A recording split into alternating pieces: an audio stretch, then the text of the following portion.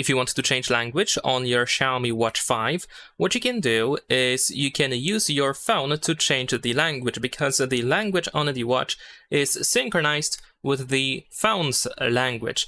So in this case, we just have to open settings on our phone, and then if you scroll down, then, well, you should be able to somewhere find settings related to the language selection. Of course, this is how it looks like in the case of Xiaomi, Redmi, or Poco smartphones. In the case of other smartphones, you can probably find where the language selection is.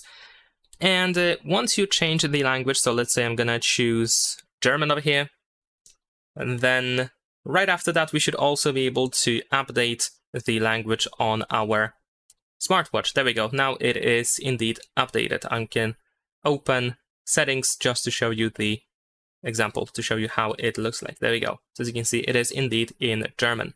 So that's pretty much it. Leave a like and subscribe.